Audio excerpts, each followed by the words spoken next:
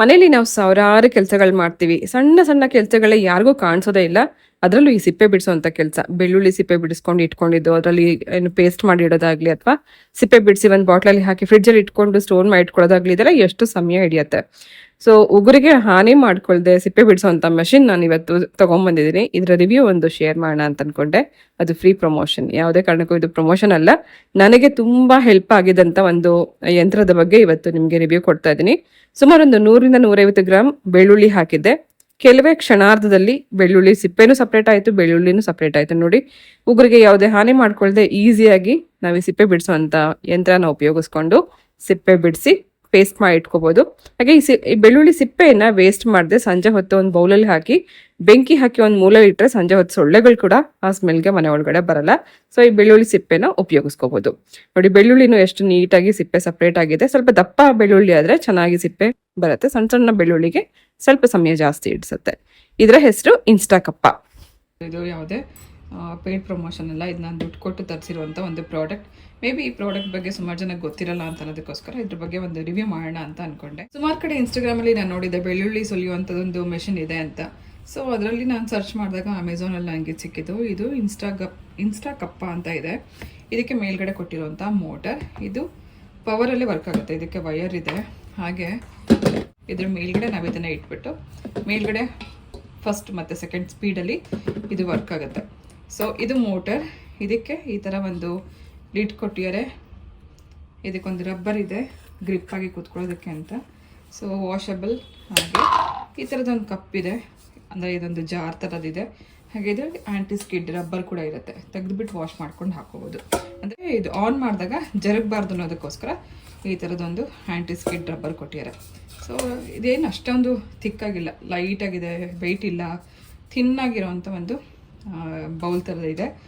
ಇದ್ರ ಜೊತೆಗೆ ಒಂದಷ್ಟು ಎಕ್ಸ್ಟ್ರಾ ಟೂಲ್ಸ್ ಎಲ್ಲ ಇದೆ. ಏನೇನಿದೆ ಅಂತ ಹೇಳಿದ್ರೆ, ಇದು ಮೊಸರು ಕಡಿಯೋದಕ್ಕೆ ಅಥವಾ ಮಜ್ಜಿಗೆ ಕಡಿಯೋದಕ್ಕೆ, ಬೆಣ್ಣೆ ಮಾಡ್ಕೊಳ್ಳೋದಕ್ಕೆ ಈ ಟೂಲ್ನ ಉಪಯೋಗಿಸ್ಕೋಬೋದು. ಇದು ಎಗ್ ಬೀಟ್ ಮಾಡಲಿಕ್ಕೆ ಉಪಯೋಗಿಸ್ಕೋಬೋದು.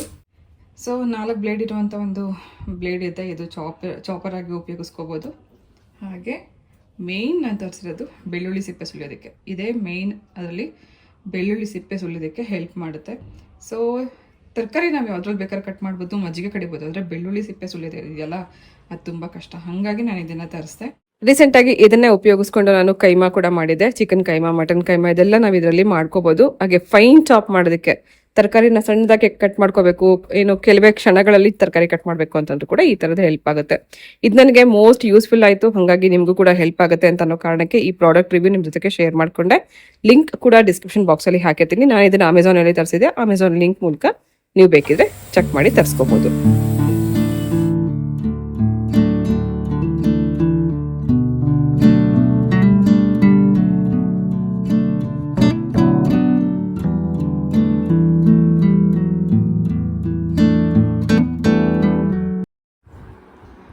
ಇವರಿಬ್ಬರಿಗೂ ಮನೆ ಒಳಗಡೆನೆ ಮಲ್ಕೋಬೇಕು. ಅವನು ನೋಡಿ ಅಲ್ಲಿ ಕರ್ಟನ್ನ ಹಾಸಿಗೆ ಮಾಡ್ಕೊಂಡು ಮಲ್ಕೊಂಡಿದ್ದ. ಇದು ಇಲ್ಲಿ ಯಾಕೆ ಅಂದರೆ ಫ್ಯಾನ್ ಇಲ್ಲಿ ಯಾವಾಗಲೂ ಆನಲ್ಲಿರುತ್ತೆ. ಅವಕ್ಕೂ ಶೆಕೆ ಆಗುತ್ತೆ. ಹಾಗಾಗಿ ಯಾವಾಗಲೂ ಇಲ್ಲ ಮಲ್ಕೊಂಡಿರ್ತಾಳೆ. ಇವಳಂತ ಸ್ನೂಪಿ ಕೆಳಗಡೆ ಇರೋದೇ ಇಲ್ಲ. ಇವಾಗ ಒಳಗಡೆ ಓಡಿ ಬಂದುಬಿಡ್ತಾಳೆ, ಶೆಕೆ ತಡೆಯೋಕ್ಕಾಗಲ್ಲ ಅಂತ. ಸ್ನಾನ ಮಾಡ್ಕೊಂಡು ಇವಾಗಷ್ಟೇ ಹೊರಗೆ ಬಂದಿದ್ದು. ಕೂತೀನಿ ನಿಂತೋಗಿದ್ದೀನಿ. ಇವ್ರಿಗೆ ಯಾರಿಗೂ ಶೆಕೆ ಅಂತ ಅನಿಸಲ್ಲ. ನನಗೆ ತುಂಬ ಶೆಕೆ ಆಗ್ತಿರುತ್ತೆ.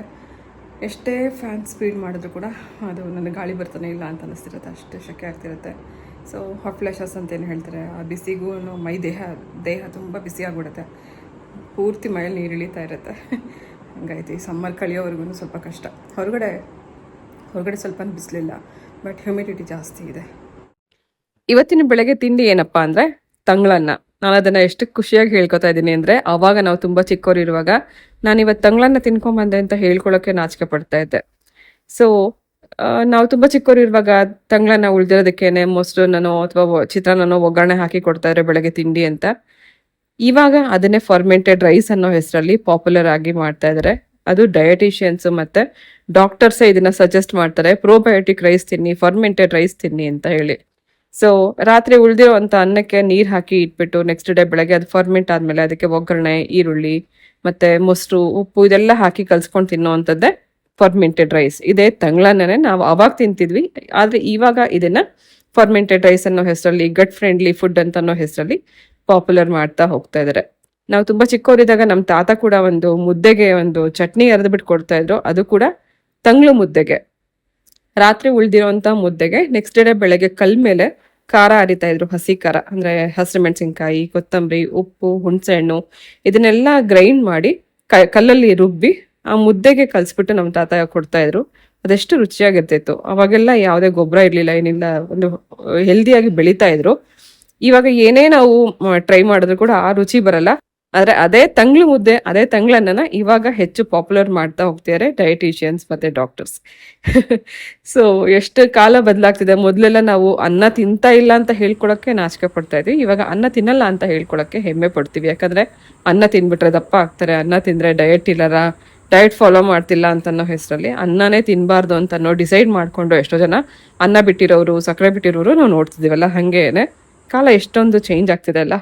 ಅವಾಗಿದ್ದಕ್ಕೂ ಇವಾಗಿದ್ದಕ್ಕೂ ಹೋಲ್ಸ್ಕೊಂಡ್ರೆ ನಾವೇ ಎಷ್ಟೋ ವರ್ಷಗಳಲ್ಲಿ ನಾವು ಎಷ್ಟೊಂದೆಲ್ಲ ನೋಡ್ಬಿಟ್ಟಿದೀವಿ ಅಂತ ಅನ್ಸುತ್ತೆ. ಸುಮಾರು ಒಂದು 40-45 ವರ್ಷಕ್ಕೆ ಮುಂಚೆ ಹೇಗಿತ್ತು, ಅದೇ 45 ವರ್ಷದ ನಂತರ ಹೆಂಗಿದೆ ಈ ಸಮಯ, ಎಷ್ಟೊಂದೆಲ್ಲ ಬದಲಾಗಿದೆ.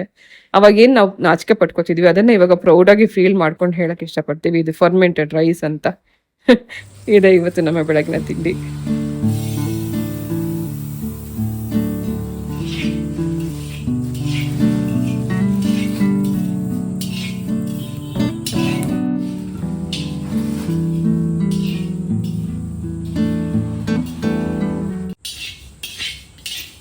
ಇವತ್ತು ನಾವು ಮಾಡ್ತಿರೋ ಮಸಾಲೆ ಇದು ನಮ್ದೆಲ್ಲ. ನನ್ನ ಫ್ರೆಂಡು ಧನಿಯಾ ಪುಡಿ, ಸಾಂಬಾರ್ ಪುಡಿ, ಚಿಲ್ಲಿ ಪೌಡರ್ 3 ಮಾಡಕ್ಕೆ ಕಳಿಸ್ಯಾಳೆ.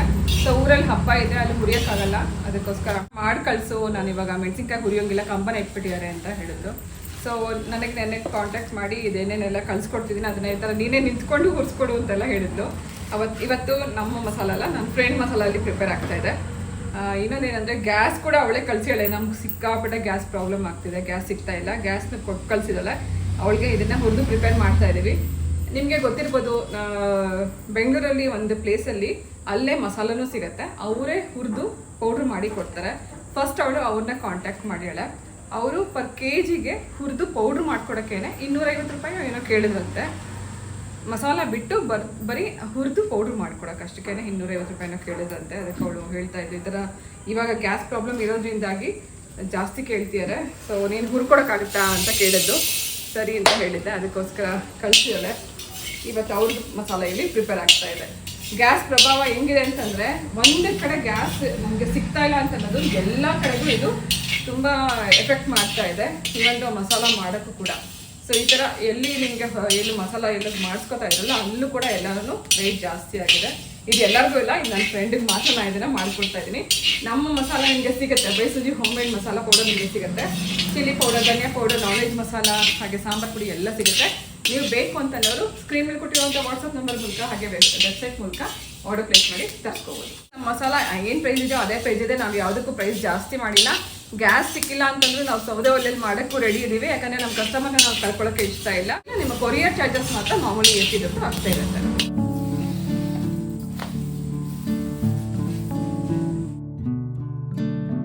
ಇವತ್ತೇನು ಸ್ಪೆಷಲ್?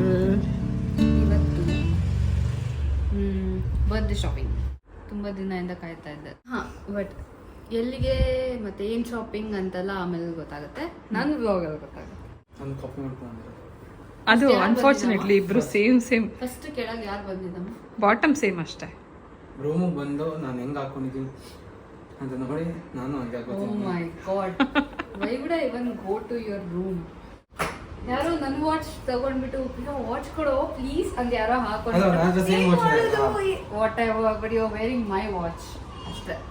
ನಾನು ತಗೊಂಡಿದ್ದು ಫಸ್ಟ್, ನನಗೂ ಅದೇ ತರ ಬೇಕು ಅಂತ ಅವಳು ತಗೊಂಡಿದ್ದು. ನಾನು ತಗೊಂಡಿಲ್ಲ, ನನಗೆ ಚೈತ್ರ ಗಿಫ್ಟ್ ಕೊಟ್ಟಿರೋದು. ನಮ್ಮನೇಲಿ ಟಾಮ್ ಅಂಡ್ ಜೆರಿ ಯಾರು ಅಂದ್ರೆ ಇಲ್ಲಿದೆ ನೋಡಿ, ಇಲ್ಲಿ ರಿಯಲ್ ಟಾಮ್ ಅಂಡ್ ಜೆರಿ. ಇದುವರೆ 5:30 ಆಯ್ತು. ಸೊ ಇವಾಗ ಹೊರಟ್ರು ಇವರು ಇಂದಿರಾನಗರ್, ಜಯನಗರ್, ಇಂದಿರಾನಗರ್ ದೂರ ಆಗುತ್ತೆ. ಹಾ, ಹೋಗ್ತಿದ್ದಾರೆ. ಸೊ ಏನಿದ್ರು ಪ್ರಿಯನ್ ಬ್ಲಾಗ್ ಅಲ್ಲಿ ವಾಚ್ ಮಾಡಿ.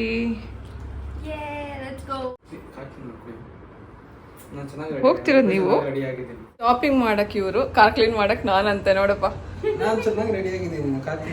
ಆದ್ರೆ ಮಾಡ್ಕೊಡ್ತೀನಿ ನಡೀರಿ. ಕಾರ್ ಹುಷಾರಾಗಿ ತಗೊಂಡ್ಬರ್ಬೇಕು, ಏನು ಡ್ಯಾಮೇಜ್ ಮಾಡ್ದಂಗೆ. ಆಯ್ತಾ, ಯಾಕಂದ್ರೆ ಪೀಕ್ ಹಾರ್ಸಲ್ಲಿ ಹೋಗ್ತಿರೋದು. ಅದಕ್ಕೆ ಹೇಳ್ತಿರೋದು ಪ್ರಿಯಿಂದ ಬರ್ಡೇ ಶಾಪಿಂಗ್ ಹೋಗ್ತಾ ಇದ್ದಾಳೆ ಪ್ರಿಯಾ. ಈ ಸತಿ ನಾನು ಹೋಗ್ತಾ ಇಲ್ಲ, ಯಾಕಂದ್ರೆ ನಂಗೆ ಸ್ವಲ್ಪ ವರ್ಕ್ ಇದೆ, ಆ ವರ್ಕ್ ಕಂಪ್ಲೀಟ್ ಮಾಡ್ಬೇಕು ಇವತ್ತು. ಹಾಗಾಗಿ ಮಕ್ಳಿಬ್ಬರೇ ಹೋಗ್ತಿದ್ದಾರೆ ಶಾಪಿಂಗ್ಗೆ. Happy shopping. Thank you. Menopause ಟೈಮಲ್ಲಿ ಪ್ರತಿದಿನ ಬೆಳಗ್ಗೆ ಹೊತ್ತು ಖಾಲಿ ಹೊಟ್ಟೆನಲ್ಲಿ ಒಂದೊಂದು ರೀತಿ ಡ್ರಿಂಕ್ ನಾನು ತಗೋತಾ ಇದ್ದೀನಿ. ಈಗ ಲಾಸ್ಟ್ ವಿಡಿಯೋದಲ್ಲಿ ಕೂಡ ನಾನು ನಿಮಗೆ 2 ರೀತಿ ಡ್ರಿಂಕ್ ಏನೇನು ತಗೊಂಡಿದೆ ಅಂತ ತೋರಿಸಿದ್ದೆ. ಒಂದು ಎಳ್ನೀರ್ದು, ಮತ್ತೊಂದು ಫ್ಲಾಕ್ಸ್ ಸೀಡ್ದು. ಅದೆರಡರದ್ದು ಕೂಡ ಉಪಯೋಗ ಏನು ಅಂತ ಕೂಡ ನಾನು ನಿಮಗೆ ಹೇಳಿದ್ದೆ. ಹಾಗೆ ಕಮೆಂಟಲ್ಲಿ ಕೂಡ ಸುಮಾರು ಜನ ಕೇಳಿದ್ರಿ, ನೀವೇನು ಮೆನೋಪಾಸ್ ಬಗ್ಗೆ ಇವಾಗ ಡ್ರಿಂಕ್ ತೋರಿಸಿದ್ರೆ ಅದನ್ನ ಪ್ರತಿದಿನ ನೀವೇನು ತಗೋತೀರಾ ತೋರಿಸಿ, ಹಾಗೆ ಅದರಿಂದ ನಿಮ್ಗೆ ಏನು ರಿಸಲ್ಟ್ ಸಿಗ್ತಿದೆ ಅಂತ ಕೂಡ ನನಗೆ ತಿಳಿಸಿ ಅಂತ ಕಮೆಂಟಲ್ಲಿ ಒಬ್ರು ಕೇಳಿದ್ರು. ಸೊ ಅದೇ ರೀತಿ ನಾನಿವತ್ತು ಮೆಂತ್ಯ ನೀರು ತಗೋತಾ ಇದ್ದೀನಿ. ಮೆಂತ್ಯ ನೀರಿಂದ ಏನು ಉಪಯೋಗ ಆಗುತ್ತೆ ಅಂತ ಹೇಳೋದಾದ್ರೆ, ಸುಮಾರು ಮೆನೋಪಾಸ್ ಸಿಂಪ್ಟಮ್ಸ್ ಅಲ್ಲಿ, ಅದರಲ್ಲೂ ಏನು ಹೇಳ್ತಾರೆ, ಪೆರಿಮೆನೋಪಾಸ್ ಡಿಪ್ರೆಷನ್ ಇರ್ಬೋದು, ಅಥವಾ ಸಡನ್ ಆಗಿ ಮೈ ಬಿಸಿ ಆಗೋದು, ಹಾಟ್ ಫ್ಲಾಶಸ್ ಅಂತ ಏನು ಹೇಳ್ತಾರೆ ಅದಕ್ಕೆ, ಹಾಗೆ ಕೊಲೆಸ್ಟ್ರಾಲ್ ಕಮ್ಮಿ ಮಾಡೋದಕ್ಕೆ, ವೆಯ್ಟ್ ಲಾಸ್ ಮಾಡಲಿಕ್ಕೆ, ಸುಮಾರು ಸಮಸ್ಯೆಗಳಿಗೆ ಮೆಂತ್ಯ ನೀರು ತುಂಬ ಹೆಲ್ಪ್ ಮಾಡುತ್ತೆ. ಅದರಲ್ಲೂ ಡಯಾಬಿಟಿಸ್ ಇರೋರಂತೂ ಪ್ರತಿದಿನ ಮೆಂತ್ಯ ನೀರು ಕುಡಿಯೋದು ತುಂಬ ಒಳ್ಳೆಯದು. ಅದರಲ್ಲೂ ಮೆಂತ್ಯ ಕಾಳನ್ನು ಅಗೆದು ತಿಂದು ಆ ನೀರನ್ನ ಕುಡಿಬೇಕು. ಅಥವಾ ಇಫ್ ಪಾಸಿಬಲ್ ನೀವು ಇದನ್ನು ಸ್ವಲ್ಪ ಬಿಸಿ ಮಾಡಿಕೊಂಡು ಅದಕ್ಕೆ ನಿಂಬೆ ರಸ ಹಾಕ್ಕೊಂಡು ಕೂಡ ಕುಡಿಬೋದು. ಸೊ ಸುಮಾರು ಸಮಸ್ಯೆಗಳಿಗೆ ಮೆಂತ್ಯ ನೀರು ಹೆಲ್ಪ್ ಮಾಡುತ್ತೆ. ನನಗೆ ಈಗ ಮೆನೋಪಾಸ್ ಟೈಮಲ್ಲಿ ಇದು ನಮ್ಮ ದೇಹದಲ್ಲಿ ಆಗುವಂಥ ಬಿಸಿ ಏನಾಗುತ್ತೆ, ಸಡನ್ ಆಗಿ ದೇಹ ಬಿಸಿ ಆಗೋದು, ಬೆವರೋದು, ಇದಕ್ಕೆ ಮೆಂತ್ಯ ನೀರು ಹೆಲ್ಪ್ ಮಾಡುತ್ತೆ ಅಂತ ಹೇಳ್ತಾರೆ. ಹಾಗಾಗಿ ಈ ವಾರದಲ್ಲಿ 1 ದಿನದಲ್ಲಿ ನಾನು ಮೆಂತ್ಯ ನೀರನ್ನು ಕೂಡ ಬೆಳಗಿನ ಖಾಲಿ ಹೊಟ್ಟೆನಲ್ಲಿ ತಗೊಳ್ಳೋದಕ್ಕೆ ಒಂದು ಡ್ರಿಂಕ್ನ ನಾನು ಇನ್ಕ್ಲೂಡ್ ಮಾಡ್ಕೊಂಡಿದ್ದೀನಿ. ಸೊ ಬರೀ ಮೆಂತ್ಯ ನೀರನ್ನು ಕುಡಿಯೋರು ಬರೀ ನೀರನ್ನು ಕುಡಿಬೋದು, ಅಥವಾ ಸಾಧ್ಯ ಆದರೆ ಈ ಕಾಳನ್ನು ಅಗೆದು ತಿಂದು ನೀರನ್ನು ಕುಡಿಯೋದು ತುಂಬ ಒಳ್ಳೆಯದು. ಇದಾಗಿ 1 ಗಂಟೆ ಆದ ನಂತರ ನೀವು ಬ್ರೇಕ್ಫಾಸ್ಟ್ ಮಾಡ್ಕೋಬೋದು.